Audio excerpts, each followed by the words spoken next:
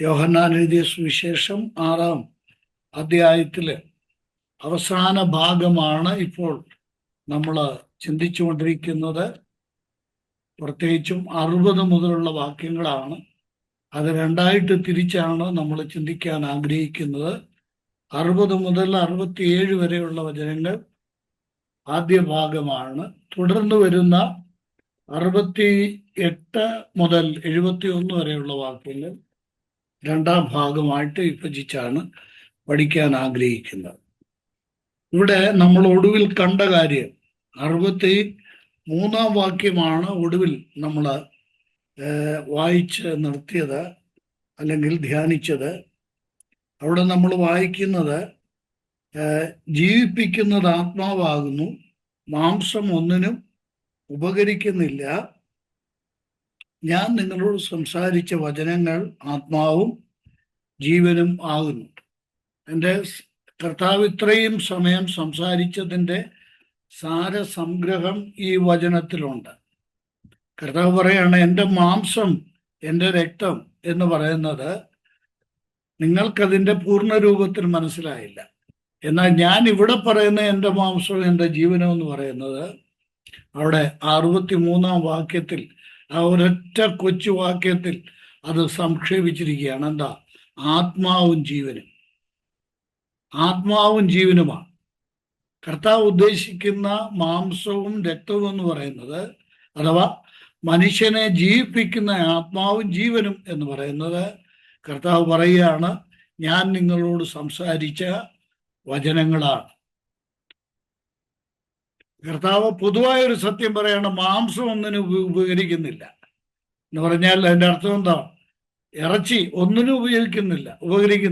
എന്നാൽ വചനം അതാണ് ജീവിപ്പിക്കുന്നത്. വചനത്തിൻ്റെ പ്രാധാന്യമാണ് കർത്താവ് ഇവിടെ പറയുന്നത്. അവിടെ നമ്മൾ 2 വിധത്തിൽ കണ്ടു. വചനം എന്നുള്ളത് തിരുവെഴുത്തിൽ പല വിധത്തിലുണ്ട്, അത് ഞാൻ സൂചിപ്പിക്കുകയുണ്ടായി. അതിൽ ഏറ്റവും പ്രധാനപ്പെട്ട ഒരു കാര്യം, ക്രിസ്തു എന്ന വചനം അഥവാ ആളത്വപരമായ വചനം, വചനത്തിൻ്റെ ആളത്വം, അതാണ് കർത്താവായ യേശു ക്രിസ്തു. 2, കർത്താവ് സംസാരിച്ച വചനം അഥവാ കർത്താവ് അരുളി ചെയ്ത വചനം. ഈ 2 വിധത്തിലാണ് കർത്താവ് ഇതിനെ പറയുന്നത്. ഇത് രണ്ടുമാണ്, ക്രിസ്തു എന്ന വചനവും കർത്താവ് സംസാരിച്ച വചനവും 2 പ്രധാനപ്പെട്ടതാണ്. ഇത് രണ്ടുമാണ് മനുഷ്യന് പ്രയോജനമുള്ളത്, മനുഷ്യന് ആവശ്യമായിരിക്കുന്നു. എന്നാൽ 64-ാം വാക്യത്തിലേക്ക് നമുക്ക് നോക്കാം. ഇതെല്ലാം കർത്താവ് സംക്ഷേപിച്ച് പറഞ്ഞിട്ട് കർത്താവ് തുടർന്ന് പറയുകയാണ്. അത് 61-ാം വാക്യത്തിൽ തന്നെ 60-ാം വാക്യത്തിൽ തന്നെ ആരംഭിക്കുന്നുണ്ട്. അത് 64-ാം വാക്യത്തിൽ കർത്താവ് 2 ചേരിയായിട്ട് തൻ്റെ വചനം കേൾക്കുന്നവരെ തിരിക്കുകയാണ്. 2 ചേരി. അവിടെ 2 വിഭാഗം ആളുകൾ ഉണ്ടാകുക. ഞാൻ കഴിഞ്ഞ ദിവസം ഞാനും നമ്മുടെ റെജിമോൻ ജോസഫ് പാസ്റ്ററും തമ്മിൽ സംസാരിച്ചപ്പോൾ പറഞ്ഞതാണ്. ഇത് വേദപുസ്തകാടിസ്ഥാനത്തിൽ നമ്മൾ പഠിക്കേണ്ട ഒരു കാര്യം ഞാൻ ഒരു സൂചന നൽകുകയാണ്. നമ്മുടെ ദൈവദാസന്മാർ വിശേഷിച്ചു എന്ന് പറഞ്ഞാൽ, നമ്മൾ പ്രഘോഷിക്കുന്ന സുവിശേഷത്തോടും ദൈവവചനത്തോടും ജനങ്ങളുടെ പ്രതികരണം എങ്ങനെയായിരിക്കും? അത് അപ്പോസ്തലന്മാരുടെ പ്രവൃത്തികൾ വായിച്ചാൽ ആ പ്രതികരണത്തിൻ്റെ ഒരു നല്ല ദൃഷ്ടാന്തങ്ങൾ കാണാൻ പറ്റും കേട്ടോ. അത് ഒന്ന് പഠിക്കാൻ ശ്രമിക്കുന്നത് നന്നായിരിക്കും. അത് ഇന്നും ഏത് കാലത്തും വചനം പ്രഘോഷിക്കപ്പെടുന്ന എല്ലായിടത്തും അതുണ്ട്. ഇവിടെ കർത്താവ് 2 ചേരിയായിട്ട് അവരെ തിരികെയാണ്. കർത്താവിൻ്റെ വചനം കേട്ട ആളുകളെ 2 ചേരിയായിട്ട് കർത്താവ് ഡിവൈഡ് ചെയ്യുകയാണ്. ആരൊക്കെയാണ്? ഒന്ന്, കർത്താവ് പറയുന്നു, വിശ്വസിക്കാത്തവർ നിങ്ങളുടെ ഇടയിലുണ്ട് എന്ന് പറഞ്ഞു. കണ്ടോ? വിശ്വസിക്കാത്തവർ ഇന്നവർ എന്നും തന്നെ കാണിച്ചു കൊടുക്കുന്നവൻ ഇന്നവൻ എന്നും യേശു ആദ്യം മുതൽ അറിഞ്ഞിരുന്നു. നമ്മളെ കർത്താവിൻ്റെ പ്രേക്ഷിത വൃത്തിയിൽ തുടരുന്നവരാ. കർത്താവും നമ്മളും തമ്മിലുള്ള ഒരു വലിയ വ്യത്യാസം ഇവിടെയുണ്ട്. വിശ്വസിക്കുന്നവരാരാണ്, അവിശ്വസിക്കുന്നവരാരാണ്? എന്ന് കർത്താവിനറിയാം. എന്നാൽ നമ്മൾ പ്രഘോഷിക്കുന്നു വചനം, പക്ഷെ നമുക്കിത് രണ്ടും അറിഞ്ഞുകൂടാ. നമ്മുടെ ഉത്തരവാദിത്വം ദൈവവചനം പ്രഘോഷിക്കുക എന്നുള്ളതാണ്. വിശ്വസിക്കുന്നവരെ പ്രകടമായി കണ്ടാൽ ദൈവത്തിന് സ്തോത്രം ചെയ്യുക, വിശ്വസിക്കാത്തവരെ ദൈവമൊക്കെ ഏൽപ്പിക്കുക. ഇതാണ് നമ്മൾ ചെയ്യേണ്ട കാര്യം. ഇവിടെ കർത്താവ് പറയുകയാണ്, വിശ്വസിക്കാത്തവർ ഇവിടെ ഉണ്ട്. ഇനിയും ആ വിശ്വസിക്കാത്തവരിൽ തന്നെ ഒരാളിനെ വ്യക്തിപരമായിട്ട് പറയുകയാണ്. ഏകവചനത്തിൽ കർത്താവ് പറയുകയാണ് കേട്ടോ. അത് ഏകവചനത്തിലാ പറയുന്നത്. ആ വിശ്വസിക്കാത്തവരിൽ തന്നെ ഒരുത്തൻ എന്താ പറയുന്നത്? 64-ാം വചനത്തിൽ പറയുന്നത് എന്താ? തന്നെ കാണിച്ചു കൊടുക്കുന്നവൻ ആരെന്നും കർത്താവ് അറിഞ്ഞിരുന്നു. വിശ്വസിക്കാതെ തൻ്റെ മുമ്പിൽ നിൽക്കുന്നവരെ തന്നെ കർത്താവ് വീണ്ടും കാറ്റഗറൈസ് ചെയ്യുകയാണ്, വിഭജിക്കുക. ഇവിടെ പ്രധാനമായിട്ടും നമ്മൾ ചോദിക്കുകയും ഉത്തരം കണ്ടെത്തുകയും ചെയ്യാൻ ശ്രമിച്ചിട്ടുള്ള ഒരു കാര്യത്തിന് നമ്മൾക്ക് വേഗം ഉത്തരം കണ്ടെത്തി മുന്നോട്ട് പോവാം. എന്തുകൊണ്ടാണ് എല്ലാവരും വചനം ഒരുപോലെയാണ് കേൾക്കുന്നത്? ശ്രദ്ധിക്കണേ. നമ്മൾ പ്രസംഗിക്കുന്നു, ഒരിടത്ത് നമ്മുടെ കാര്യം എടുക്കുക. നമ്മൾ പ്രസംഗിക്കുന്നു, ആ പ്രസംഗിക്കുമ്പോൾ തന്നെ ആ ഓഡിയൻസ് എല്ലാവരും ഒരുപോലെയാണ് കേൾക്കുന്നത്, അല്ലേ? ഒരുപോലെയാണ് കേൾക്കുന്നത്. എന്നാൽ എന്തുകൊണ്ട് ചിലർ വിശ്വസിക്കുന്നു, എന്തുകൊണ്ട് ചിലർ അവിശ്വസിക്കുന്നു? നമ്മളെ അലട്ടിയിട്ടുള്ള ഒരു ചോദ്യമല്ലേ? നമ്മളും പലപ്പോഴും ചോദിച്ചു, എത്ര ലളിതമായിട്ടാണ് ഞാൻ പറഞ്ഞു കൊടുക്കുന്നത്. അയ്യോ ദൈവമേ, ഇതെന്ത് സിമ്പിൾ, ആർക്കും അംഗീകരിക്കാൻ പറ്റുന്ന കാര്യമല്ലേ ഞാൻ ഈ പറയുന്നത്, എന്തുകൊണ്ട് എന്നിട്ട് ജനമെല്ലാം ഇത് അംഗീകരിക്കുന്നില്ല? അതിൻ്റെ ഉത്തരം കൊരിന്ത്യർക്ക് എഴുതിയ 1-ാം ലേഖനം 2-ാം അധ്യായത്തിന്റെ 12-ാം വാക്യത്തിൽ പൗലോസ് അപ്പോസ്തലൻ രേഖപ്പെടുത്തിയിട്ടുണ്ട്. 2-ാം അധ്യായത്തില് അത് വിശദമായിട്ട് പറയുന്നുണ്ട്. 12-ാം വാക്യം ഒന്ന് വായിച്ചാട്ടെ. നാമോ ലോകത്തിന്റെ ആത്മാവിനെ അല്ല, ദൈവം നമുക്ക് നൽകിയത് അറിവിനായി ദൈവത്തിൽ നിന്നുള്ള ആത്മാവിനെ അത്ര പ്രാപിച്ചത്. ദൈവം നമ്മൾക്ക് നൽകിയത് അറിയുവാനായി ദൈവത്തിൽ നിന്നുള്ള ആത്മാവിനെ അത്ര പ്രാപിച്ചത്.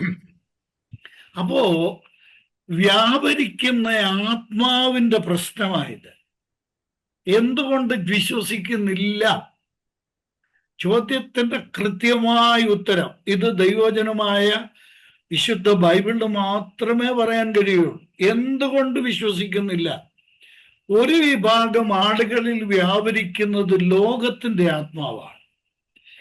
മറുവശത്ത് വ്യാപരിക്കുന്നത് ദൈവത്തിൽ നിന്നുള്ള കാര്യങ്ങളെ. വളരെ ശ്രദ്ധിക്കണം, പ്ലീസ്, വളരെ ശ്രദ്ധിക്കണേ.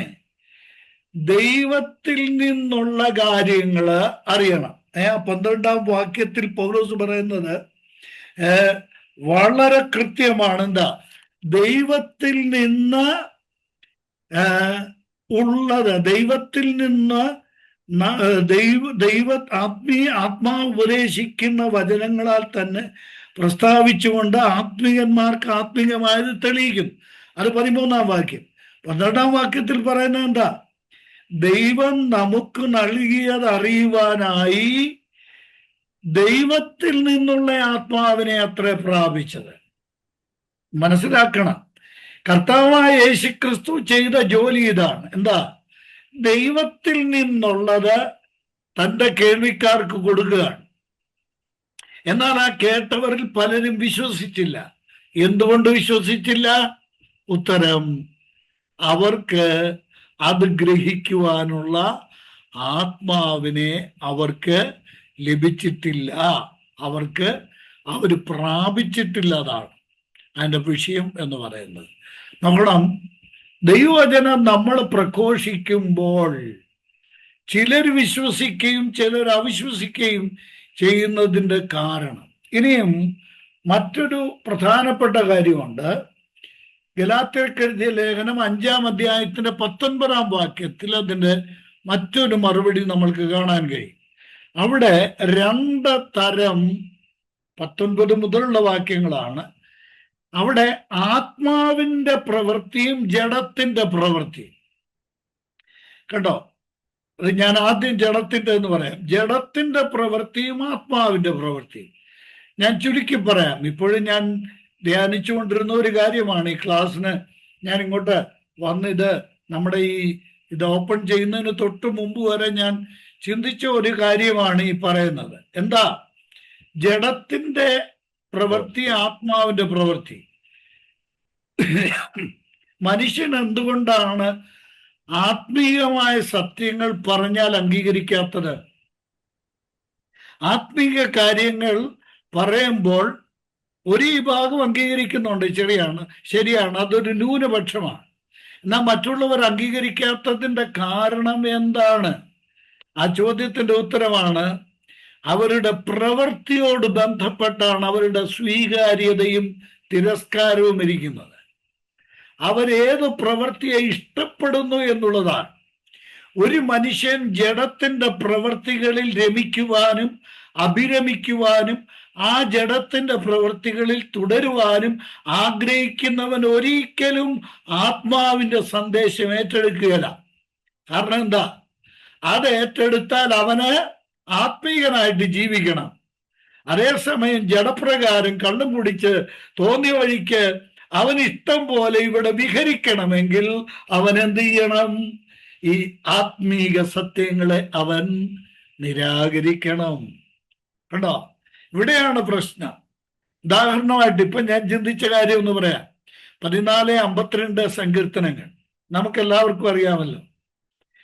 ദൈവത്തിന്റെ എക്സിസ്റ്റൻസ്, ദൈവത്തിന്റെ അസ്തിത്വത്തെ കുറിച്ച് പഠിക്കുമ്പോൾ ബിബ്ലിക്കൽ അഥവാ സ്ക്രിപ്ചറൽ ആയിട്ടുള്ള എവിഡൻസസ് എന്ന് പറഞ്ഞാൽ തിരുവഴുത്തിലെ തെളിവുകൾ, ദൈവം ഉണ്ടെന്നുള്ളതിന് തിരുവഴുത്തിലെ തെളിവുകൾ, ദൈവജനത്തിലെ ബൈബിളിലെ തെളിവുകൾ നമ്മൾ ഹാജരാക്കുമ്പോൾ നമ്മൾ ഉദ്ധരിക്കുന്ന രണ്ട് വചനം, ഇത് രണ്ടും ഒന്ന് തന്നെയാണ്. 14 പിന്നെ 52 രണ്ടും ഒരേ ഭാഗം തന്നെ. എന്താ? ദൈവമില്ല എന്ന് മൂഢൻ തന്റെ ഹൃദയത്തിൽ പറയുന്നു. എല്ലാവരും എന്നെ ഒന്ന് സഹായിക്കുകയൊക്കെ ചെയ്യണം. സാധിക്കുമെങ്കിൽ ശബ്ദകോലാഹലങ്ങളൊന്നും വരത്തില്ലെങ്കിൽ അൺമ്യൂട്ട് ചെയ്ത് സഹകരിക്കുന്നത് നന്നായിരിക്കും. ദൈവമില്ല എന്ന് മൂഢൻ പറയുന്നു, അല്ലേ? മൂഢൻ തൻ്റെ ഹൃദയത്തിൽ പറയുന്നു. അവിടെ ഒരു വലിയ സത്യമുണ്ട് കേട്ടോ. അത് ഷൈജം ബ്രദറൊക്കെ ഞാൻ പറഞ്ഞു കേട്ടിട്ടുണ്ട്, നേരത്തെ ഞാൻ പറഞ്ഞിട്ടുണ്ട്. എന്താ? ഇത് മൈക്കിൽ കൂടെ പറയുകയല്ല, മൈക്ക് കെട്ടി പറയുകയല്ല. ദൈവം ഇല്ലെന്ന് ഇദ്ദേഹം പറയുന്ന മൈക്ക് കെട്ടിയല്ല, പിന്നെ എവിടാ പറയുന്നേ? എവിടെയാ പറയുന്നേ? ഹൃദയത്തിൽ പറയും. ഹൃദയത്തിലാ പറയുന്നേ. ഹൃദയത്തിൽ പറയുകയാണ്. അപ്പോൾ ഈ മൈക്ക് വെച്ച് പറയുന്നവരുണ്ട്, ഹൃദയത്തിൽ പറയുന്നുണ്ട്. ഈ ഹൃദയത്തിൽ പറയുന്നത് നല്ല പങ്ക് വിശ്വാസികളാണ്. വിശ്വാസികൾ എന്ന് പറയുന്നവരാ കേട്ടോ. വ്യക്തമായിട്ട് അത് മനസ്സിലാക്കണം. ഞാനിപ്പോ അതിന്റെ ഡിവിഷനിലേക്കൊക്കെ പോയ ഈ ക്ലാസ് ഈ യുഗത്തിലേക്ക് അവസാനിക്കുകയില്ല. ഞാൻ ഈ യുഗം വരെ ജീവിച്ചിരിക്കുകയില്ലല്ലോ. അപ്പൊ ഞാൻ പറയാൻ വന്നത്, എന്തുകൊണ്ട് ഇവൻ ദൈവമില്ല എന്ന് പറയുന്നു? അടുത്ത വചനം നമ്മൾ ശ്രദ്ധിക്കുകയില്ല. ഈ 14-ാം സങ്കീർത്തനത്തിന്റെ 52-ാം സങ്കീർത്തനത്തിന്റെ 1-ാം വാക്യം വായിച്ചു നമ്മളെ പോകും. 2-ാം വാക്യം നോക്കി, 14-ാം സങ്കീർത്തനത്തിന്റെ 2-ാം വാക്യം. ദൈവത്തെ അന്വേഷിക്കുന്ന ബുദ്ധിമാനുണ്ടോ എന്ന് കാണുവാൻ യഹോവ സ്വർഗത്തിൽ നിന്നും മനുഷ്യ 14 തുടങ്ങുന്നുണ്ട്. എങ്ങനാ തുടങ്ങുന്നേ? ദൈവമില്ല, ദൈവം ഇല്ല എന്ന് മൂഢൻ തന്റെ ഹൃദയത്തിൽ പറയുന്നു. അവർ വഷളന്മാരായി മ്ലേച്ഛത പ്രവർത്തിക്കുന്നു, നന്മ ചെയ്യുന്നവൻ ആരുമില്ല. അതാ എനിക്ക് വേണ്ടി വചനം. ദൈവമില്ല എന്ന് ഹൃദയത്തിൽ പറയുന്നവൻ എന്ത് ചെയ്യുന്നു? വഷളന്മാരായി മ്ലേച്ഛത പ്രവർത്തിക്കുന്നു. ശ്രദ്ധിക്കണേ, ഇനി ഞാൻ പറയുന്ന പോയിന്റ് ശ്രദ്ധിക്കണേ. ഒരുത്തൻ വഷളനായി മ്ലേച്ഛത പ്രവർത്തിക്കണമെങ്കിൽ അവൻ എന്ത് പറയണം? ദൈവം ഇല്ല എന്ന് പറയണം. ദൈവം ഇല്ലെന്ന് പറയണം. മനസ്സിലായോ? എന്തുകൊണ്ടാണ് ഒരു വ്യക്തി ദൈവമില്ലെന്ന് വിശ്വസിക്കുന്നത്, അല്ലെങ്കിൽ വിശ്വാസമില്ലെങ്കിലും ദൈവമില്ലെന്ന് പറയുന്നതിന്റെ കാരണം എന്താണെന്ന് അറിയാമോ? അവൻ അവന്റെ വഷളത്വത്തിൽ ജീവിക്കണം, മ്ലേച്ഛത പ്രവർത്തിക്കണം. ഇതാണ് പൗലോസ് ഗലാത്യ ലേഖനം 5-ാം അധ്യായത്തിൽ പറയുന്നത്. ജഡീക പ്രവൃത്തികളിൽ, ജഡത്തിന്റെ പ്രവൃത്തികളിൽ അഭിരമിക്കുവാൻ ആഗ്രഹിക്കുന്നവൻ അവൻ എപ്പോഴും ദൈവമില്ലാത്തവനായിരിക്കും. ആത്മീയ കാര്യങ്ങളെ അവൻ അംഗീകരിക്കയില്ല. ഇവിടെ നമ്മൾ ഗ്രഹിക്കേണ്ട ഒരു കാര്യം, ഒരു ആത്മീകൻ ദൈവിക വിഷയങ്ങളെ കാണുന്നതും ഒരു ജഡീകൻ ആത്മീക വിഷയങ്ങളെ കാണുന്നതും രണ്ടായിട്ടാണ്. ഞാനിത് എങ്ങനെ വിശദീകരിക്കണമെന്നുള്ളതാണ്. ഭാഷാപരമായ ബുദ്ധിമുട്ടുകളൊക്കെ ഞാൻ അനുഭവിക്കുന്നുണ്ട്. എന്നെ കേൾക്കുന്നവർക്ക് ഏകദേശമൊക്കെ ഊഹിക്കാൻ കഴിയും കേട്ടോ. ഒരാള് ജഡീകനാണോ ആത്മീകനാണോ എന്നറിയാൻ ജഡബന്ധിതനായ ഒരു വ്യക്തിയാണോ, ജഡത്തിന്റെ പ്രവൃത്തിയിൽ ജീവിക്കുന്നവനാണോ, ആത്മാവിന്റെ കാര്യങ്ങളിൽ ആത്മീകനാണോ എന്ന് തിരിച്ചറിയാൻ മറ്റൊന്നും നോക്കണ്ട. ഒരൊറ്റ കാര്യം നോക്കിയാൽ മതി, ആ ആള് ദൈവവചനത്തോട് എങ്ങനെ പ്രതികരിക്കുന്നു എന്ന് മാത്രം നോക്കിയാൽ മതി കേട്ടോ. ദൈവവചനത്തോട് ഒരു വ്യക്തിയുടെ പ്രതികരണമാണ് ഒരാൾ ജഡീകനാണോ ഒരാൾ ആത്മീകനാണോ എന്ന് വ്യക്തമാക്കുവാൻ ഉപയോഗിക്കപ്പെടുന്നത്. ഞാൻ ഒന്നുകൂടെ വ്യക്തമാക്കാം. ചിലരെ സംബന്ധിച്ച് ഇതിൽ ഒരല്പം വ്യത്യാസം ഉണ്ടാവും. നമുക്കൊരു വാക്യം കൂടെ നോക്കാം. ഗലാത്യർക്കെഴുതിയ ലേഖനം 3-ാം അധ്യായത്തിന്റെ 1 മുതൽ 3 വരെയുള്ള വാക്യങ്ങളിൽ. ഗലാത്യർക്കെഴുതിയ ബുദ്ധിയില്ലാത്ത ഗലാത്യരെ, യേശുക്രിസ്തു ക്രൂശിക്കപ്പെട്ടവനായി നിങ്ങളുടെ കണ്ണിന് മുമ്പിൽ വരച്ചു കിട്ടിയിരിക്കെ നിങ്ങളെ ക്ഷുദ്രം ചെയ്ത് മയക്കിയത് ആർ? ഞാൻ ഇതൊന്നു മാത്രം നിങ്ങളോട് ഗ്രഹിപ്പാൻ ഇച്ഛിക്കുന്നു. നിങ്ങൾക്ക് ആത്മാവ് ലഭിച്ചത് ന്യായപ്രമാണത്തിന്റെ പ്രവൃത്തിയാലോ വിശ്വാസത്തിന്റെ പ്രസംഗം കേട്ടതിനാലോ? നിങ്ങൾ ഇത്ര ബുദ്ധി കെട്ടവരോ? ആത്മാവ് കൊണ്ട് ആരംഭിച്ചിട്ട് ഇപ്പോൾ ജഡം കൊണ്ട് സമാപിക്കുന്നത്. അവിടെ നമുക്ക് ആ വചനമാണ് പ്രധാനമായിട്ടുള്ളത്. ഇവിടെ ഞാൻ എൻ്റെ കോണ്ടെക്സ്റ്റ് ഒന്ന് പറയാം. ഇത്രയും കഷ്ടപ്പെട്ട എന്ന് പറഞ്ഞാല് മരിച്ച്, നമ്മുടെ നാടൻ ഭാഷ പറഞ്ഞ മരിച്ച് ആത്മീക സത്യങ്ങൾ പൗലോസ് അപ്പോസ്തലൻ ഇവരെ ബോധ്യപ്പെടുത്തിയതാണ്. എന്നിട്ട് ഇപ്പോഴുണ്ടല്ലോ, കാലം കുറെ കഴിഞ്ഞു, ഇതൊക്കെ സ്വീകരിച്ചവരാ. പക്ഷേ പൗലോസ് അപ്പോസ്തലൻ ചോദിക്കാൻ, ബുദ്ധിയില്ലാത്ത ഗലാത്യരെ, ബുദ്ധി ഞാൻ ഇത്ര വരച്ച് കാണിച്ചു, പറഞ്ഞു മനസ്സിലാക്കുകയല്ല, എഴുതി മനസ്സിലാക്കുകയല്ല, വരച്ച് കാണിക്കുന്നത് പോലെ ഞാനിത് നിങ്ങളെ ബോധ്യപ്പെടുത്തിയിട്ടും നിങ്ങൾ ഇപ്പോഴും, എന്നിട്ട് ചോദിക്കുക, നിങ്ങളെ ക്ഷുദ്രം ചെയ്ത് മയക്കുക, കൂടോത്രം വലിക്കുമെന്നൊക്കെയുള്ള ചോദ്യം ഇവിടെ നിന്നുണ്ടാവും അല്ലേ?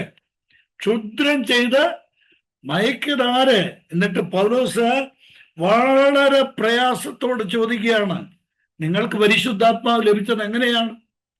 വിശ്വാസത്താലാണോ അതോ പ്രവൃത്തിയാലാണോ? കണ്ടോ, വിശ്വാസവും പ്രവൃത്തി.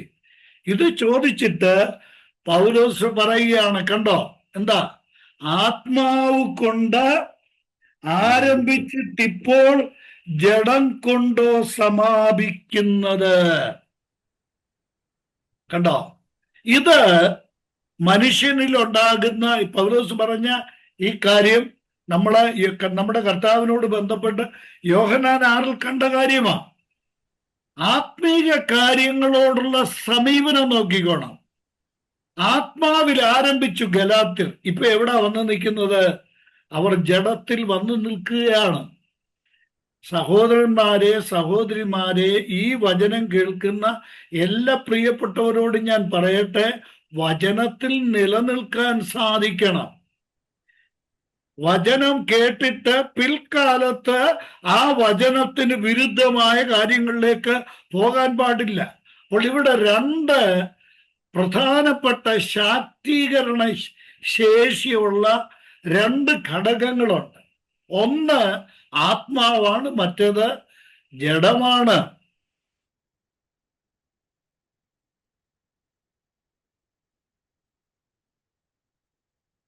ഭാഗങ്ങൾ മനസ്സിലാക്കി വേണം നമ്മൾ അത് വ്യാഖ്യാനിക്കാൻ. അവിടെ പറയുന്ന ജഡം ഏതാ? ഇവര് പറയുന്ന ജഡം ഏതാന്നറിയാമോ? പരിച്ഛേദനയാ. പരിച്ഛേദന ഏറ്റില്ലെങ്കിൽ സ്വർഗത്തിൽ പോകത്തില്ല. ജഡത്തിൽ വന്ന് നിൽക്കുക. ആത്മാവിനാൽ ആരംഭിച്ചു, ആത്മാവിൽ ആരംഭിച്ചിട്ട് ഇപ്പോ എവിടെ വന്ന് നിൽക്കുക? ജഡത്തിൽ വന്ന് നിൽക്കുകയാണ്. പ്രിയപ്പെട്ടവരെ, ആത്മീയ കാര്യങ്ങൾ നമ്മൾക്ക് നമ്മുടെ പഠനത്തിലേക്ക് മടങ്ങി വരാം. ആത്മീയ കാര്യങ്ങൾ മനസ്സിലാക്കുവാൻ ആത്മാവിന്റെ സഹായം അനിവാര്യമാണ്. ആത്മാവിന്റെ സഹായം അനിവാര്യമാണ്. നമുക്ക് പെട്ടെന്ന് ഒരു ഉദാഹരണത്തിലേക്ക് പോവാം. ശ്രദ്ധിക്കുന്നുണ്ടല്ലോ അല്ലെ? മത്തായി സുവിശേഷം 16-ാം അധ്യായത്തിന്റെ 13 മുതലുള്ള വാക്യങ്ങൾ നമുക്ക് എല്ലാവർക്കും അറിയാം. എത്രയോ പ്രാവശ്യം നമ്മൾ ആവർത്തിച്ചിട്ടുള്ളതാണ് അല്ലെ? 13 മുതലുള്ള വാക്യങ്ങളിൽ കർത്താവായ യേശുക്രിസ്തു ഫിലിപ്പിന്റെ കൈസരിയുടെ പ്രദേശത്ത് എത്തിയപ്പോൾ കർത്താവ് ചോദിച്ച ചോദ്യമാണ്, ജനങ്ങൾ എന്നെ ആരെന്ന് പറയുന്നു? 2, നിങ്ങൾ മനുഷ്യപുത്രനെ ആരെന്ന് പറയുന്നു? ഈ 2 ചോദ്യങ്ങൾ. അതിൽ രണ്ടാമത്തെ ചോദ്യം നോക്കുക. നിങ്ങളോ, 15-ാം വാക്യം, നിങ്ങളോ എന്നെ ആരെന്ന് പറയുന്നു എന്ന് ചോദിച്ചതിന് ശീമോൻ പത്രോസാണ് മറുപടി പറയുന്നത്. നമ്മൾ ശ്രദ്ധിക്കണം. ഈ പത്രോസ് പലപ്പോഴും പെട്ടെന്ന് മറുപടി, നമ്മൾക്കത് പിന്നെയും കാണാൻ, നമുക്ക് അവിടോട്ട് വരാം. പത്രോസ് ഉത്തരം പറയുകയാണ്, എന്താ? നീ ജീവനുള്ള ദൈവത്തിന്റെ പുത്രനായ ക്രിസ്തുവാണ് പിന്നെ എന്ന് ഉത്തരം പറഞ്ഞു. കർത്താവായ യേശുക്രിസ്തുവിനോട് പറയുകയാണ്, നീ ജീവനുള്ള ദൈവത്തിന്റെ പുത്രനായ ക്രിസ്തുവാണെന്ന് പറയുക. അപ്പോൾ കർത്താവ് പറയുന്ന മറുപടി നോക്കിയേ, അതാണ് ബറിയോനാ ശീമോനെ, നീ ഭാഗ്യവാൻ. ജഡരക്തങ്ങളല്ല, സ്വർഗസ്ഥനായ എന്റെ പിതാവ് അത്രേ നിനക്കിത് വെളിപ്പെടുത്തിയത്. കണ്ടോ? സ്വർഗസ്ഥനായ എന്റെ പിതാവാണ് നിനക്കിത് വെളിപ്പെടുത്തി തന്നത്. ഏത്? ഞാൻ ജീവനുള്ള ദൈവത്തിന്റെ പുത്രനാണ് എന്ന് നിനക്ക് വെളിപ്പെടുത്തി തന്നത്. കണ്ടോ? ജഡമുണ്ട്. ജഡരക്തങ്ങളല്ല. ജഡരക്തങ്ങൾക്ക് കഴിയുകയില്ല. അത് ജഡരക്തങ്ങൾ അല്ല. പിന്നെ സ്വർഗസ്ഥനായ എന്റെ പിതാവാണ് നിനക്കത് വെളിപ്പെടുത്തി തന്നത്. ആത്മീക സത്യങ്ങൾ ആര് വെളിപ്പെടുത്തി തരണം? ഞാൻ നിങ്ങളോട് മരിച്ച് ഞാൻ നിങ്ങളോട് ഈ കാര്യങ്ങളൊക്കെ പറഞ്ഞാലും നിങ്ങളുടെ ഉള്ളിൽ അത് എത്തണമെങ്കിൽ, നിങ്ങൾക്കതിന് തെളിമയോടെ അത് വെളിവാകണമെങ്കിൽ ദൈവം നിങ്ങൾക്ക് വെളിപ്പെടുത്തി തരണം.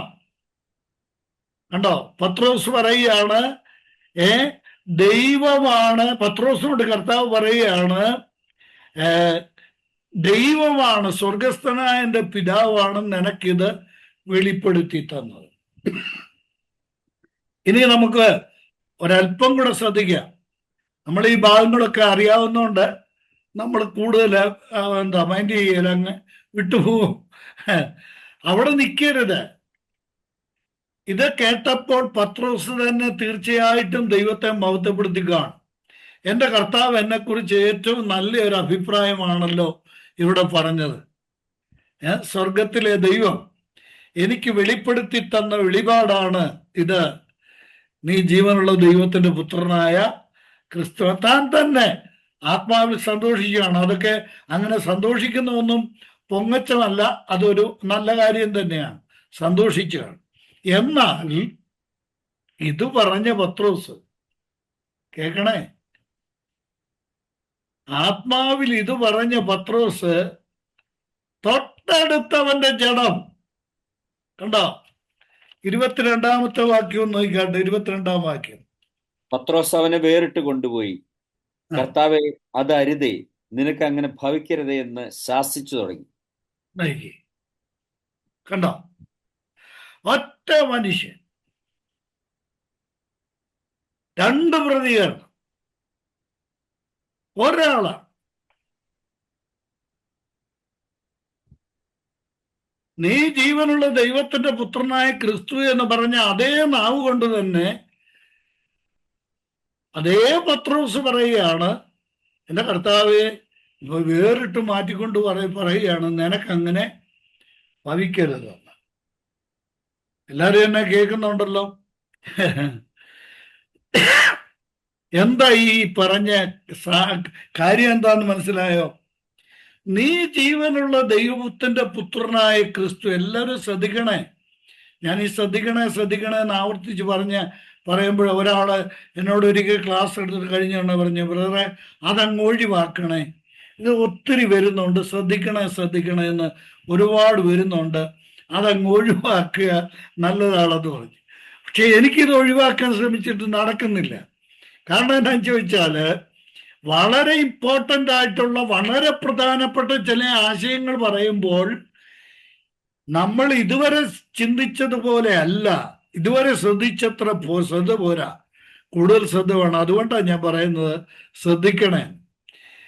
നീ ജീവനുള്ള ദൈവത്തിന്റെ പുത്രനായ ക്രിസ്തു എന്ന് പറഞ്ഞ അതേ ശീമോൻ പത്രോസ് കർത്താവിനെ വേറിട്ട് കൊണ്ടുപോയി ശാസിക്കുകയാണ്. എന്താ? നിനക്കങ്ങനെ സംഭവിക്കരുത്. എന്താ കാര്യം നോക്കണം. 21-ാം വാക്യം.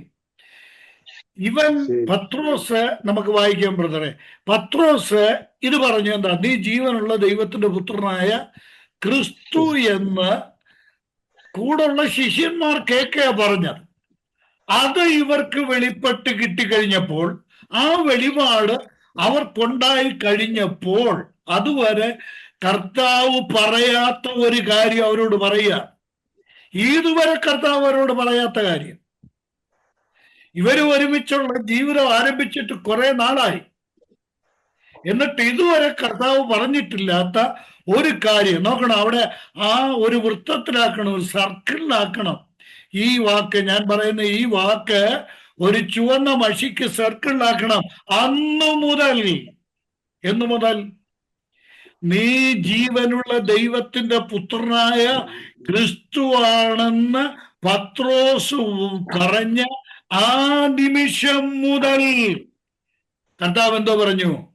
താൻ യെരൂശലേമിൽ പ്രാപിക്കാൻ പോകുന്ന മരണത്തെക്കുറിച്ച് പറഞ്ഞു. സമയമായി. എന്തിന്റെ സമയമായി?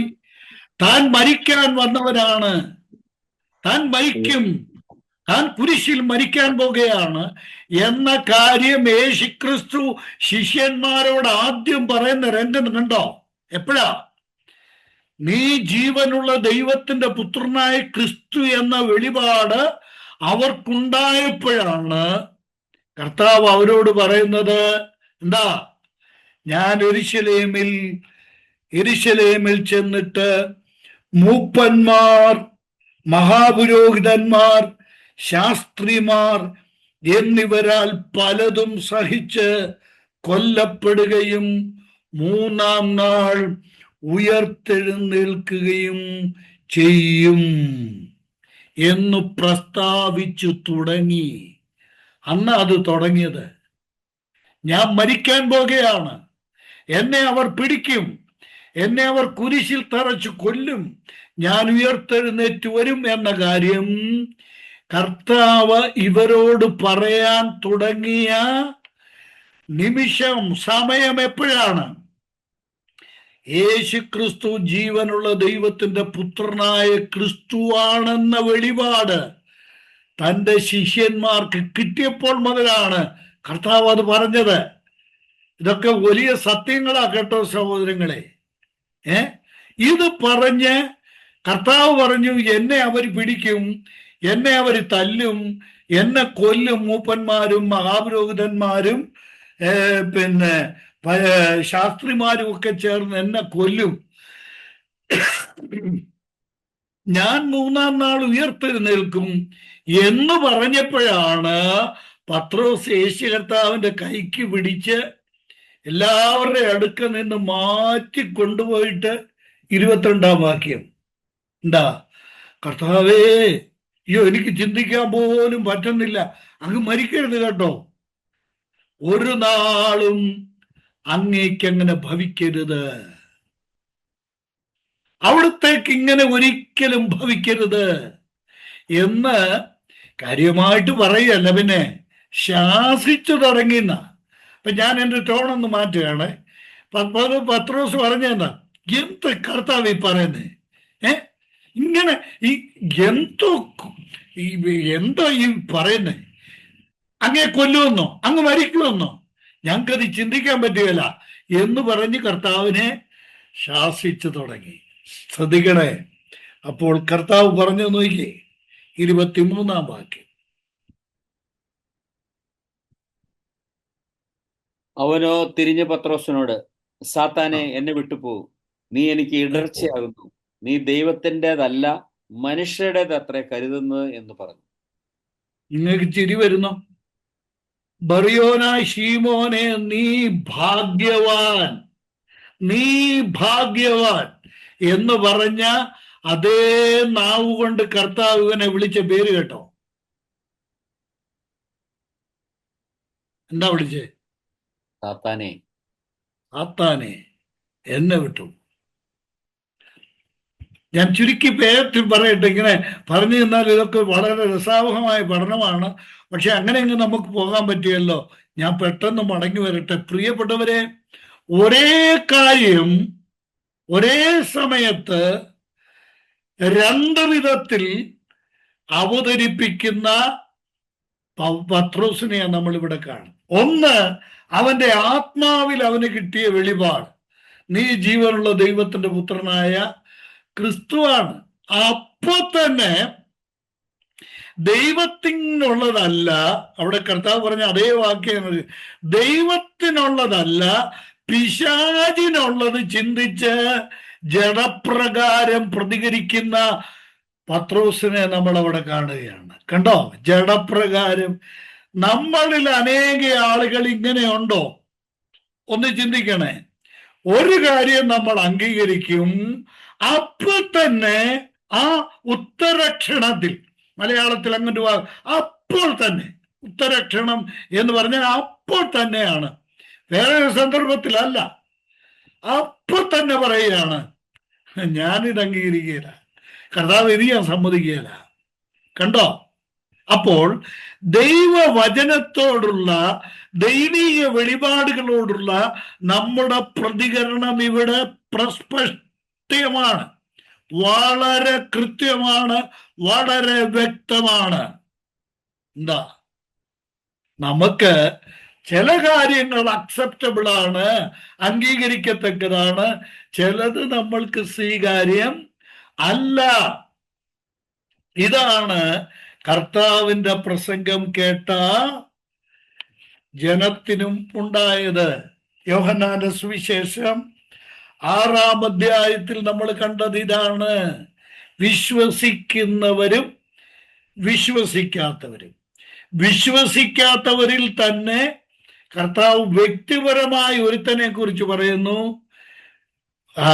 എന്നെ ഒരുവൻ കാണിച്ചു കൊടുക്കും, തന്നെ കാണിച്ചു കൊടുക്കുന്നവൻ ഇന്നവനെന്ന് കർത്താവ് അറിഞ്ഞിരുന്നു. അതാണ് ഇവിടെ പറയുന്ന ഏറ്റവും പ്രധാനപ്പെട്ട കാര്യം. അവിടെ ഈ 64-ാം വാക്യത്തിലെ ഒരു വസ്തുത കൂടെ ഞാനൊന്ന് പറഞ്ഞോട്ടെ. ഇതൊക്കെ നമ്മൾ ഗ്രഹിക്കും. മറ്റു കാര്യങ്ങളൊക്കെ കൂടുതൽ വിശദീകരിക്കാൻ ഞാൻ ഒരു പക്ഷെങ്കിൽ അടുത്ത അധ്യായങ്ങളിലൊക്കെ അധികം വിശദീകരണം ഉണ്ടാകാതെ പറഞ്ഞു പോകാം. എന്നാൽ ഇവിടെ ഒരു കാര്യം കൂടെ ഞാൻ പറഞ്ഞേ മതിയാവും. എന്ന് പറഞ്ഞാൽ വേദശാസ്ത്രപരമായ ഒരു വലിയ ഉപദേശം, കേട്ടോ, വേദശാസ്ത്രപരമായ ഒരു വലിയ ഉപദേശം ഞാനിവിടെ വ്യക്തമാക്കുകയാണ്. ഞാനല്ല, കർത്താവ് പറഞ്ഞത് ഞാൻ നിങ്ങളെ ഒന്ന് ബോധ്യപ്പെടുത്താൻ ശ്രമിക്കുകയാണ്. നോക്കണം, 64-ാം വാക്യത്തിൽ കർത്താവ് പറയുന്നത് എന്താ? എങ്കിലും വിശ്വസിക്കാത്തവർ നിങ്ങളുടെ ഇടയിലുണ്ട് എന്ന് പറഞ്ഞു. വിശ്വസിക്കാത്തവർ ഇന്നവർ എന്നും തന്നെ കാണിച്ചു കൊടുക്കുന്നവൻ ഇന്നവൻ എന്നും. അടുത്ത് യേശു ആദ്യം മുതൽ അവിടെയാണ് പ്രശ്നം. എപ്പോഴാ കർത്താവ് ഇതറിഞ്ഞത്? കർത്താവ് ഇതറിഞ്ഞത് ആദ്യം മുതലാണ്. എല്ലാവരെയും ഞാൻ കാണുന്നില്ല. എല്ലാവരും ഇത് വളരെ ശ്രദ്ധിക്കണേ. ആദ്യം മുതൽ അറിഞ്ഞിരുന്നു. കുര്യാച്ചൻ ബ്രദറൊക്കെ വളരെ ശ്രദ്ധയോടെ കേൾക്കുന്നുണ്ട്, എനിക്കറിയാം. ആദ്യം മുതൽ. അതും മുമ്പേ ഞാൻ പറഞ്ഞ പോലെ ചുവന്ന മഷിക്കൊരു സർക്കിളിലാക്കണം. ഈ ആദി ഏതാ? വിശ്വസിക്കുന്നവനാരെന്നും വിശ്വസിക്കാത്തവനാരെന്നും ആദ്യം മുതൽ അറിഞ്ഞ കർത്താവ് ഇതെന്നാ അറിഞ്ഞത്?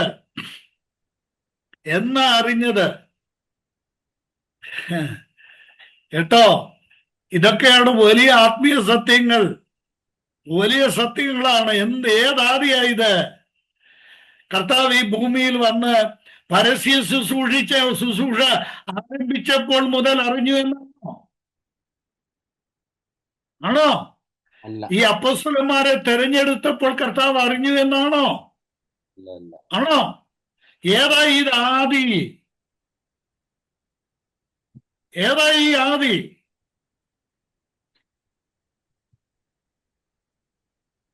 ഒന്ന് ചിന്തിച്ചു നോക്ക് പ്രിയപ്പെട്ടവരെ. ഈ പുസ്തകവും ഇതിൽ പറയുന്ന കർത്താവും തമ്മിൽ, കർത്താവിന്റെയും മഹത്വം എത്ര വലുതാണ്. യുഗങ്ങൾക്ക് മുമ്പ്, ഈ ലോകത്തിന് അടിസ്ഥാനമിടുന്നതിന് മുമ്പ്, മനുഷ്യനെ നിർമ്മിക്കുന്നതിന് മുമ്പ് ദൈവം മാത്രമുണ്ടായിരുന്ന, അനാദിയായും ശാശ്വതമായും ദൈവം മാത്രമുണ്ടായിരുന്ന ആ ആദി ദൈവപുത്രൻ ഭൂമിയിൽ വന്ന് മരിക്കുകയും മാനവജാതിയുടെ പാപമോചനത്തിനായി തന്റെ രക്തം ചൊരിയുകയും ചെയ്യുമ്പോൾ ആ രക്തത്തിൽ ആശ്രയിച്ചു വിശ്വസിക്കുന്നവൻ ആരെന്നും വിശ്വസിക്കാത്തവൻ ആരെന്നും അന്നേ അറിഞ്ഞു.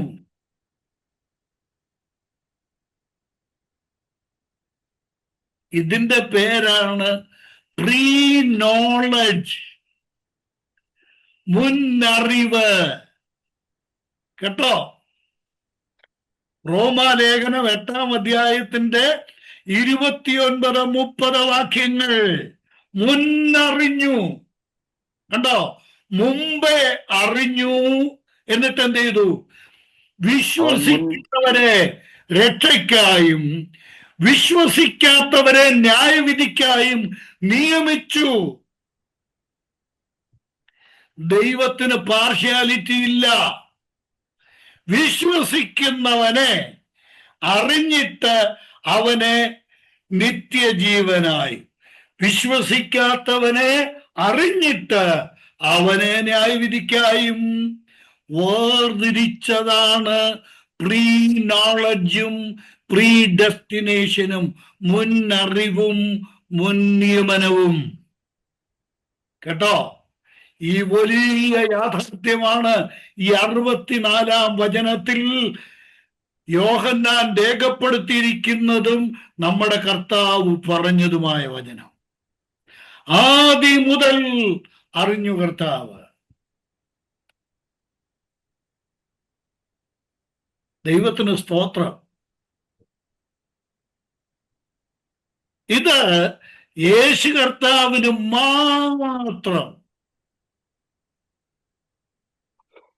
ഉള്ള ഒരു സവിശേഷതയാണ്.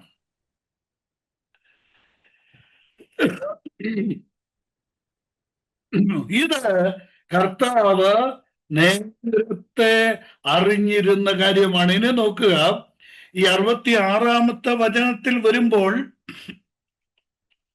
ഈ കാര്യങ്ങൾ കർത്താവ് വ്യക്തമാക്കി കഴിഞ്ഞപ്പോൾ കർത്താവ് കാര്യങ്ങളെല്ലാം ഓരോന്നോരോന്ന് 65-ാം വചനത്തിൽ ഒരു ആശയം കൂടെ ഉണ്ട്, അത് നമുക്ക് ചിന്തിക്കാം. ഇതെല്ലാം കേട്ട് കഴിഞ്ഞപ്പോഴാണ് 66-ാം വാക്യം, അന്നു മുതൽ തന്റെ ശിഷ്യന്മാരിൽ പലരും പിൻവാങ്ങിപ്പോകാൻ തുടങ്ങിയത് അന്നു മുതലാ.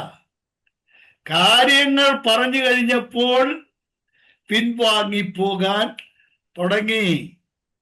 സത്യങ്ങൾ അറിഞ്ഞപ്പോൾ. ഇവിടെ ഈ പിൻവാങ്ങിപ്പോയവരെ സംബന്ധിച്ച് ഇവിടെ പറയുമ്പോൾ നമ്മൾക്കത് ഇങ്ങനെ ഒന്ന് സംക്ഷേപിച്ച് പറയാം. വിശ്വസിക്കാത്തവരെന്നിവിടെ പറഞ്ഞിരിക്കുന്നത് പൊതുവായി യഹൂദന്മാരെ കുറിച്ചാണ്. എന്നാൽ തന്നെ കാണിച്ചു കൊടുക്കുന്നവനെന്ന് പറഞ്ഞിരിക്കുന്നത് ഒരാളെ കുറിച്ചാണ്. അത് ഇസ്കരിയോത്ത യൂദായെ കുറിച്ചാണ് അവിടെ രേഖപ്പെടുത്തിയിരിക്കുന്നത്. ഇവിടെ രണ്ടായി വിഭജിക്കപ്പെട്ട ഈ വിശ്വസിക്കുന്നവരും വിശ്വസിക്കാത്തവരും എന്ന ഈ രണ്ട് കൂട്ടരെ സംബന്ധിച്ച് നമ്മൾ പഠിക്കുമ്പോൾ ഏത് കാലഘട്ടത്തിലും ഇങ്ങനെ ഒരു വിഭാഗം, ഇങ്ങനെ രണ്ട് വിഭാഗം ഉണ്ടായിരിക്കും. പിതാവ് കൃപ കാണിച്ച് രക്ഷിക്കപ്പെട്ടവർ, പിതാവിന്റെ കൃപയെ അവഗണിക്കുന്നവർ. ഇങ്ങനെ വേണം അത് മനസ്സിലാക്കാൻ. ദൈവം ആർക്കും ആരോടും കൃപ കാണിക്കാതിരിക്കുന്നില്ല. ദൈവം ഒരുവനോട് കൃപ കാണിക്കുകയും വേറൊരാളിനോട് കൃപ കാണിക്കാതിരിക്കുകയും ചെയ്യുമ്പോൾ ദൈവത്തിന് മുഖപക്ഷമുണ്ട് എന്ന് വരും. ദൈവം എല്ലാവരോടും കൃപ കാണിക്കുന്നുണ്ട്. എന്നാൽ ദൈവം കൃപ നൽകിയ കൃപയെ അംഗീകരിക്കുന്നവരാണ് രക്ഷിക്കപ്പെടുന്നത്. 65-ാം വാക്യം നോക്കുക. ഇത് ഹേതുവായിട്ടത്രേ ഞാൻ നിങ്ങളോട് പിതാവ് കൃപ നൽകിയിട്ടല്ലാതെ ആർക്കും എൻ്റെ അടുക്കൽ വരുവാൻ കഴിയുകയില്ല. ഇവിടെ മൂന്ന് പ്രധാനപ്പെട്ട പ്രയോഗങ്ങളുണ്ട്. നോട്ട് ചെയ്തോണേ. ഒന്ന് 37-ാം വാക്യത്തിലാണ്. യേശുക്രിസ്തുവിന്റെ അടുക്കൽ ചെല്ലുന്നത് ആരാ? ആ ചോദ്യത്തിന്റെ ഉത്തരം, ഒന്നാമത്തെ ഉത്തരം 37-ാമത്തെ വചനം എന്താ? പിതാവ് എനിക്ക് തന്നവരൊക്കെ എൻ്റെ അടുക്കൽ വരും. പിതാവ് പുത്രന് കൊടുത്തവർ പിതാവിന്റെ അടുക്കൽ, പുത്രന്റെ അടുക്കൽ ചെല്ലും. രണ്ടാമത് ഞാൻ ഓടിച്ചു പറഞ്ഞു പോവുകയാണ്. 44-ാമത്തെ വചനം എന്താ? പിതാവ് ആകർഷിച്ചവരെല്ലാവരും യേശുവിന്റെ അടുക്കൽ ചെല്ലുക. എന്റെ പിതാവ് ആകർഷിച്ചിട്ടല്ലാതെ ആർക്കും എൻ്റെ അടുക്കൽ വരുവാൻ കഴിയുകയില്ല. മൂന്നാമത് അതാണ് 65-ാമത്തെ വചനം. പിതാവ് കൃപ നൽകാത്ത ആർക്കും എൻ്റെ അടുക്കൽ വരുവാൻ കഴിയുകയില്ല. ഈ മൂന്ന് പ്രത്യേക കാര്യങ്ങൾ നമ്മുടെ കർത്താവ് വ്യക്തമാക്കുകയാണ്. യൂദ ഉൾപ്പെടെ കർത്താവിന്റെ അടുക്കൽ കർത്താവിന്റെ വചനം കേട്ട്, യൂദ കർത്താവിന്റെ അടുക്കൽ വന്നവനാണ്, പക്ഷേ വരേണ്ടതുപോലെ വന്നില്ല. കൂടെ നടക്കുന്നത് കൊണ്ട്, അടുത്ത് നിൽക്കുന്നത് കൊണ്ട് വിശ്വസിച്ചവനാകണം എന്ന് നിർബന്ധമില്ല. കൂട്ടത്തിലുള്ളത് കൊണ്ട് രക്ഷിക്കപ്പെട്ടവരാണെന്ന് വിചാരിക്കരുത്. ഇത് കർത്താവിനെ അറിയത്തുള്ളൂ. കൂടുണ്ട്. ഈ കൂടുണ്ടെന്നുള്ള വാക്ക് ഞാൻ ആ ഒരൊറ്റ വാക്കുകൊണ്ടങ്ങ് നിർത്തുക. ബാക്കി നിങ്ങളെല്ലാവരും പൂരിപ്പിച്ചാൽ മതി. കേട്ടോ? ഇത് അതിശക്തമായി നമ്മുടെ കർത്താവ് പഠിപ്പിക്കുന്ന വലിയ സത്യമാണ്. ഇനി നോക്കുക. അന്നു മുതലാണ് കർത്താവിന്റെ പിന്മാറിപ്പോയത് ആരാണെന്ന് നോക്കിക്കേ. പിന്മാറിപ്പോയത് ആരാണ്? അവിടെ ഉപയോഗിച്ചിരിക്കുന്ന വാക്കൊന്ന് പറഞ്ഞ് എന്താ അവിടെ ഉപയോഗിച്ചിരിക്കുന്നത്? അന്ന് മുതൽ അവന്റെ ആരാ പിന്മാറിപ്പോയത്? ശിഷ്യന്മാർ. ഇവരുടെ പേര് എന്താ? ഇവരുടെ പേര് ശിഷ്യന്മാരെന്നാണ്. അന്നു മുതൽ അവന്റെ ശിഷ്യന്മാരിൽ പലരും പിൻവാങ്ങിപ്പോയി. അത്രയും പറഞ്ഞ് നിർത്തുകയല്ല, അടുത്തൊരു വാചകം കൂടെ പറഞ്ഞു. എന്താ? പിന്നെ അവനോടുകൂടെ അവര് സഞ്ചരിച്ചില്ല. അവര് പോയ പോക്കങ്ങ് പോയി. പിന്നെ കർത്താവിന്റെ അടുക്കൽ അവര് വന്നിട്ടില്ല. എന്താ കാരണം?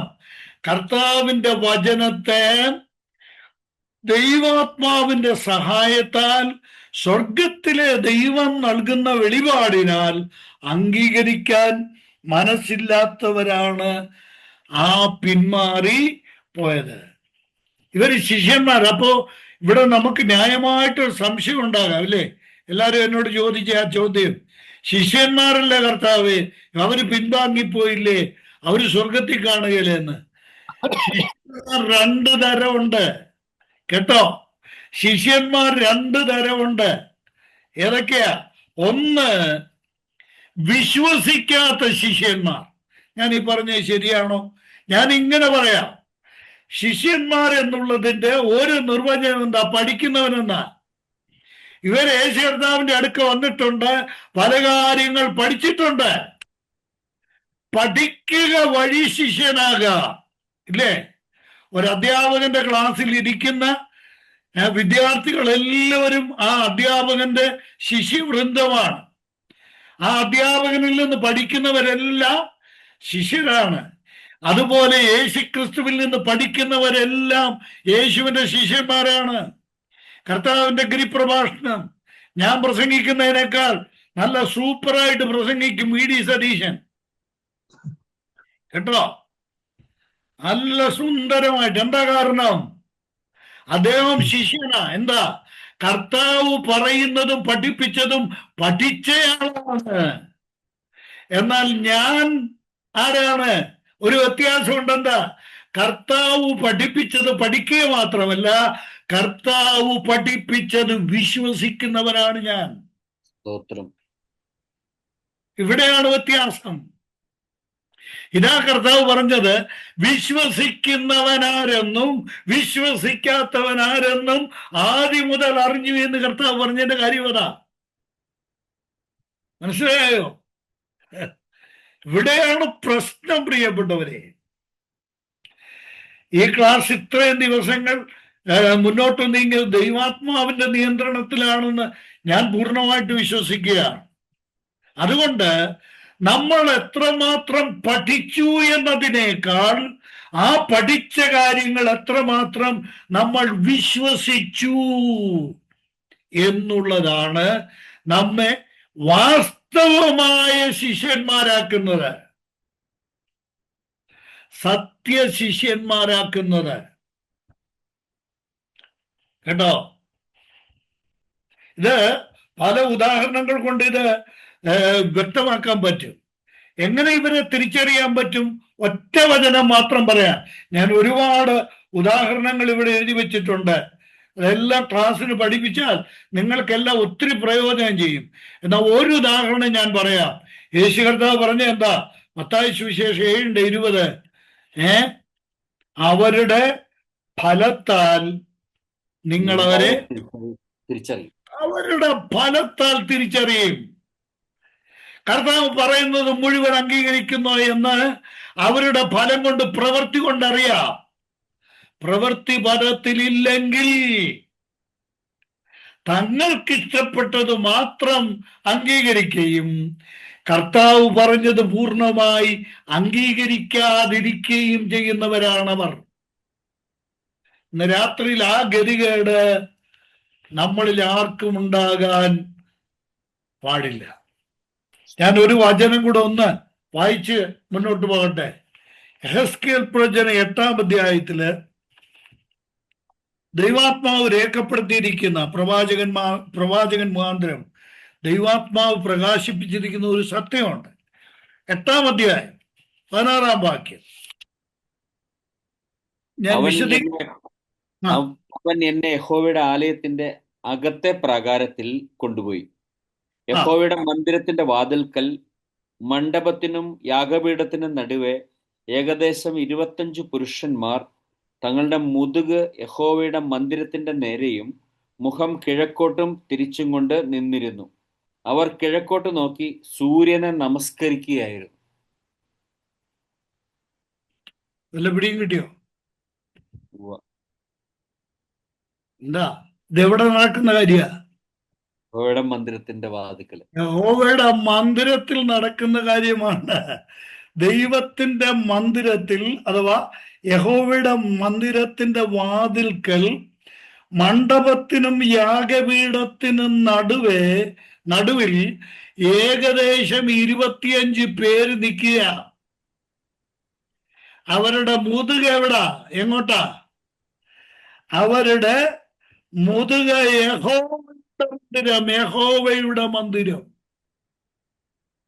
മുഖം എങ്ങോട്ടാ? മുഖം സൂര്യന്റെ നേരെ. അല്ല, ഒന്നാം തരം ക്രിസ്ത്യാനിയാ അല്ലേ? സ്തോത്രം.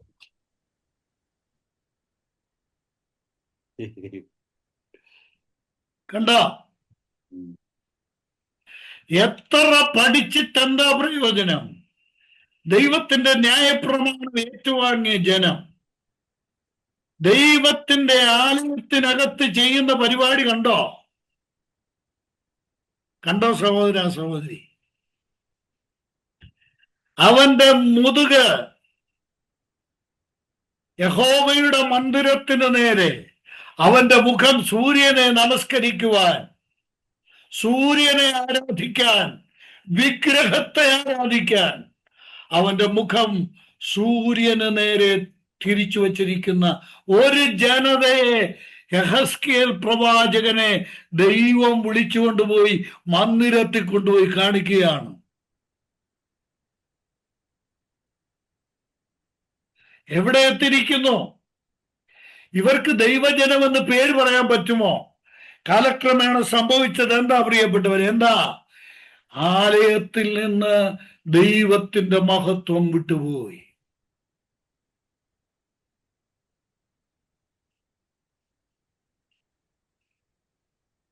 മത്തായി സുവിശേഷം 24-ാം അധ്യായത്തിൽ അപകടകരമായ ഒരു വാചകം ദൈവാത്മാവ് രേഖപ്പെടുത്തിയിട്ടുണ്ട്. മത്തായി സുവിശേഷം 24-ാം അധ്യായത്തിന്റെ 1-ാമത്തെ വചനം ഒന്ന് വായിച്ചാൽ.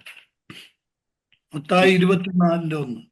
യേശു ദൈവാലയം വിട്ടു പോകുമ്പോൾ ശിഷ്യന്മാർ അവന് ദൈവാലയത്തിന്റെ പണി കാണിക്കേണ്ടതിന് അവന്റെ അടുക്കൽ വന്നു. നല്ല ദൈവാലയം കണ്ടോ? കണ്ടോ? ഈ വചനമൊക്കെ അതിന്റെ പ്രാധാന്യത്തിൽ കുറിച്ചു വെക്കണേ, മനസ്സിലാക്കണേ പ്രിയപ്പെട്ടവരെ. എന്താ? ഈ ആലയത്തിന്റെ അടുക്കൽ നിന്ന്, അഥവാ ആലയത്തിൽ നിന്ന് എന്താ കർത്താവ് ദൈവാലയം എന്ത് ചെയ്യുക? വിട്ടുപോകുകയാണ്. യേശു ദൈവാലയം വിട്ടുപോകുമ്പോൾ ശിഷ്യന്മാർ ആ ആലയത്തിന്റെ മഹത്വം കാണിച്ചു. മനോരത്വം, സൗന്ദര്യം, എത്ര സുന്ദരമാണ്. പക്ഷെ യേശു എന്ത് ചെയ്യും? യേശു എവിടെ? യേശു ദൈവാലയം വിട്ടുപോയി. യേശുക്രിസ്തു വിട്ടുപോയ ഒരു ദൈവാലയത്തിന് എത്ര സൗന്ദര്യം ഉണ്ടായാലും അതുകൊണ്ട് ഒരു പ്രയോജനമില്ല പ്രിയപ്പെട്ടവരെ. കേട്ടോ? യേശു ദൈവാലയം വിട്ടുപോയി. അവിടെ എത്ര കൃത്യം. അപ്പോഴാ ഈ ശിഷ്യന്മാരുടെ അടുത്ത് വന്നേച്ച് പറഞ്ഞു, കണ്ടോ കർത്താവെ, കണ്ടോ എത്ര മനോഹരമാണ് ഈ വളരെ സുന്ദരമാണ്.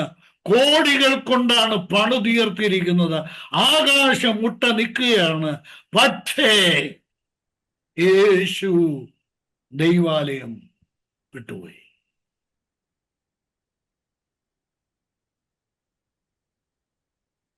ദൈവമക്കളെ,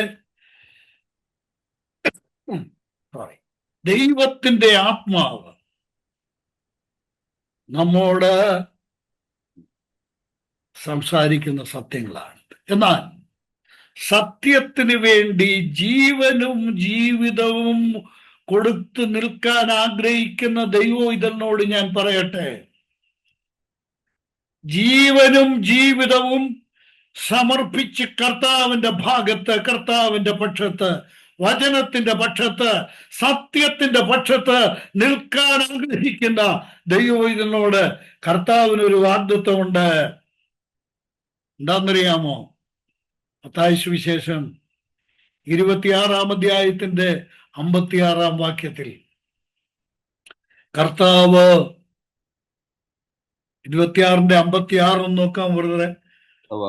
എന്നാൽ ഇതൊക്കെയും പ്രവാചകന്മാരുടെ എഴുത്തുകൾ ഉം. നിവൃത്തിയാകേണ്ടതിന് സംഭവിച്ചു എന്ന് പറഞ്ഞു. ഉം. അപ്പോൾ ശിഷ്യന്മാർ എല്ലാവരും അവനെ വിട്ട് ഓടിപ്പോയി. ഉണ്ടോ? ശിഷ്യന്മാരും ഓടിപ്പോയി.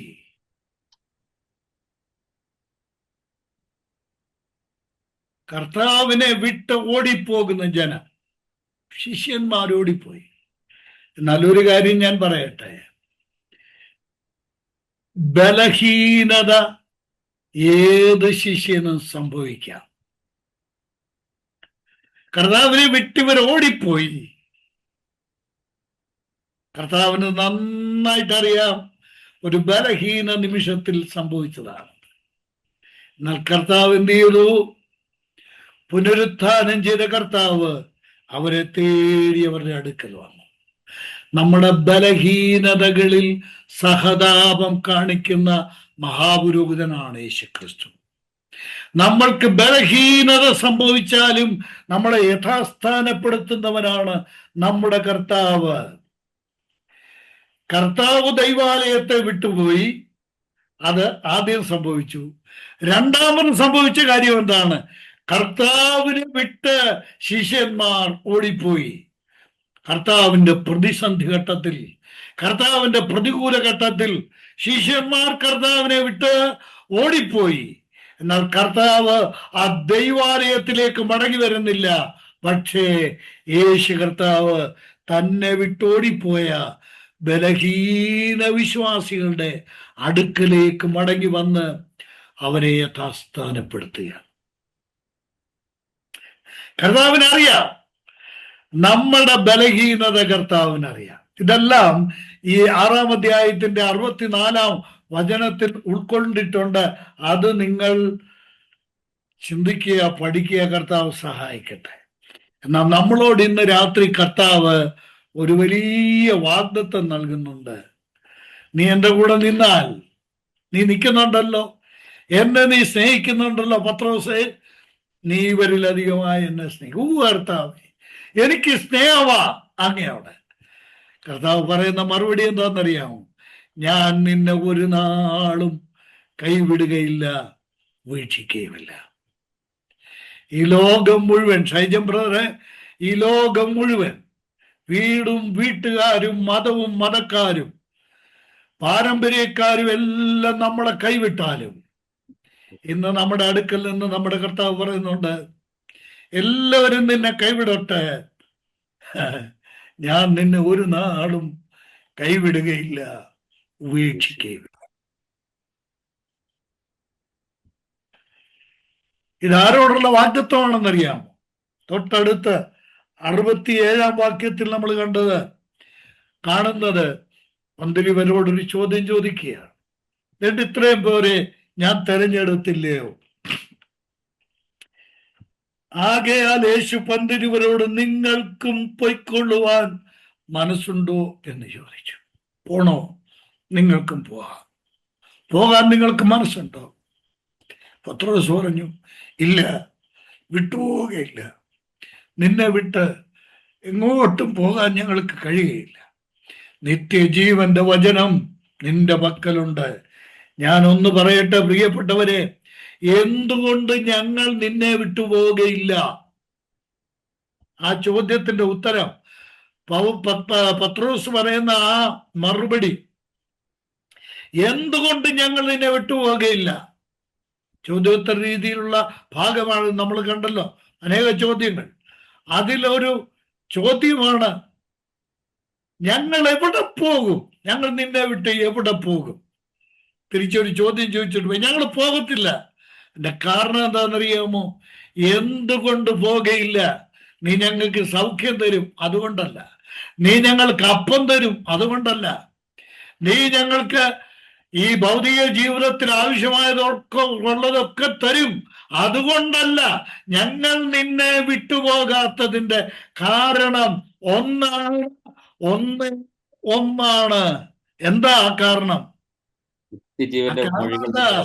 നിത്യജീവന്റെ വചനം.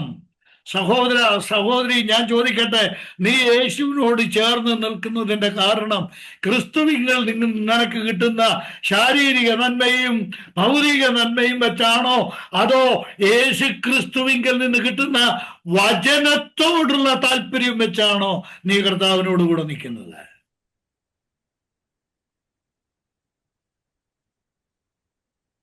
കേട്ടോ, വചനം പ്രമാണിച്ചുകൊണ്ട് കർത്താവിനോടൊപ്പം നിൽക്കാൻ മനസ്സ് വെച്ചാൽ ഈ ലോകം നിനക്കെതിരാകും, ഈ സമൂഹം നിനക്കെതിരാകും, നിന്റെ വീട്ടുകാർ നിനക്കെതിരാകും, നിന്റെ മതക്കാർ നിനക്കെതിരാകും, നിന്റെ പള്ളി നിനക്കെതിരാകും, നിന്റെ സഭക്കാർ നിനക്ക് എതിരാകും. ഞാൻ വ്യക്തമായിട്ട് പറയട്ടെ, വചനം കർത്താവിങ്കൽ നിന്ന് പ്രതീക്ഷിച്ച് കർത്താവിനോട് ചേർന്ന് നിൽക്കുന്ന എത്ര പേര് ഈ ക്ലാസ്സിലുണ്ട് എന്നുള്ളതാണ് ഇന്ന് രാത്രിയിൽ കർത്താവ് പരിശോധിക്കുന്നത്. ഇവിടെ ഞാൻ ഒരു കാര്യം പറഞ്ഞ് അവസാനിപ്പിക്കട്ടെ പ്രിയപ്പെട്ടവരെ, നമ്മുടെ സമയം തീരുകയാണല്ലോ. ഇവിടെ പത്രോസ് എൻറ്റയർലി സ്പിരിച്വലാണ്, സമ്പൂർണമായി താൻ സ്പിരിച്വലാണ്, ആത്മീകനാണ്. കണ്ടോ, ഇത്രയും ആത്മീകനായ ഒരു പത്രോസിനെ നമ്മൾ അപൂർവ സന്ദർഭങ്ങളിലേ കണ്ടിട്ടുള്ളൂ. എന്താ പറഞ്ഞത്? ഞങ്ങൾ പോകുകയില്ല, നിത്യജീവന്റെ വചനങ്ങൾ അവിടുത്തെ പക്കലുണ്ട്, അതുകൊണ്ട് ഞങ്ങള് പോകയില്ല എന്ന് ആത്മാവിൽ പത്രോസ് വിളിച്ചു പറയുകയാണ്. എനിക്കും നിങ്ങൾക്കും ഈ ആത്മാവിന്റെ പ്രവർത്തനമാണ് അനിവാര്യമായിരിക്കുന്നത്. ആര് പോകട്ടെ, എന്തും സംഭവിക്കട്ടെ, ഞാൻ അങ്ങയോട് ചേർന്ന് നിൽക്കും, അങ്ങേ വിട്ട് ഞാൻ പോകുകയില്ല. ഞാനിവിടെ ഇന്ന് അവസാനിപ്പിക്കേണ്ടിയിരിക്കുന്നല്ലോ, സമയമായതുകൊണ്ടാണ് കേട്ടോ. ദൈവത്തിന് സ്തോത്രം. ഇതൊരു വലിയ വലിയ അനുഗ്രഹീതമായ യാഥാർത്ഥ്യമാണ്. നമ്മുടെ നാവ്, ഞാനിത് പറഞ്ഞ് അവസാനിപ്പിക്കുക, നമ്മുടെ നാവ് ഹൃദയത്തിൽ നിന്ന് വരുന്നതാണ് പറയുന്നത്. ഉറവയിൽ നിന്ന് വരുന്നത് എന്തോ അതാണ് നീരായിട്ട് ഒഴുകി വരുന്നത്. യാക്കോബ് പറഞ്ഞു 3-ാം അധ്യായത്തിന്റെ 3 മുതൽ 12 വരെയുള്ള വചനങ്ങൾ. യാക്കോബിന്റെ ലേഖനം 3 മുതൽ 12 വരെ. എന്താ യാക്കോബ് പറഞ്ഞത്? ഒരേ ഉറവയിൽ കയ്പുള്ള വെള്ളവും മധുരമുള്ള വെള്ളവും പുറപ്പെടുമാറില്ല, ഇല്ലല്ലോ. കേട്ടോ, നമ്മൾ ഇന്ന് രാത്രി നോക്കേണ്ടത് നമ്മുടെ ഉറവയിലേക്ക്, ഹൃദയത്തിനകത്തേക്ക് ഒന്ന് നോക്ക്. അതിനുള്ളിൽ ഈ 2 തരം ആളുകളെ നമ്മൾ പഠിച്ചല്ലോ. ഹൃദയത്തിനുള്ളിൽ നിന്ന് നമുക്ക് നമ്മളെ കാണാൻ പറ്റും. വരട്ടെ ഈ വചനം. പത്രോസ് പറഞ്ഞ നീരൊഴുക്ക്, ഹൃദയം നിറഞ്ഞു കവിഞ്ഞ വചനം. കർത്താവേ, അങ്ങേ വിട്ട് ഞങ്ങൾ എങ്ങും പോവുകയില്ല, നിത്യജീവന്റെ വചനങ്ങൾ അങ്ങയുടെ പക്കലുണ്ടല്ലോ. കർത്താവിൽ നമ്മളെ ഏൽപ്പിക്കാം.